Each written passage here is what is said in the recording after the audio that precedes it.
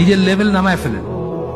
এমন একটা মেয়ে খুঁজে বাইর করেন যার বাবা আপনার কাছে কিছু এক্সপেক্ট করে না, এবং তার সাথে কথা বলেন যে আমাকে জাস্ট মানে লোন হিসাবে আপনি আমার ভরণ পোষণের এটা করেন, টিল আমি কর্মক্ষম হই, তারপরে আমি সব শোধ করে দিব।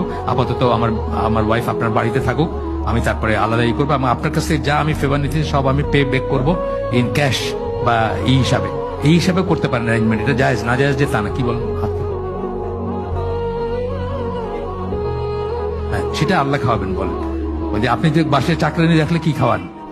আমি তো বলছি, আমার একটা বইতে বলছি না যে আপনার বাসায় চাকরানি রাখলে একটা প্লেট পড়ে না। আমাদের বাসায় 2টা মহিলা খায়, খাওয়ার কোনো কন্ট্রাক্ট নাই, কিন্তু তারা কাজ কাম করে, রান্না করে, অটোমেটিক্যালি রান্নার পরে খায় যায়। তা আপনার নাইলে আরেকটা মহিলা খাবে। মনে করেন বাসায় একটা এক্সট্রা কামের মানুষ রাখছেন, এইভাবে বললেন আব্বারে যে আব্বা মনে করেন যে একটা কাজের মানুষ রাখছেন, একটা প্লেট পড়বে, এই তো, আর কি খাবার, আর কি দরকার।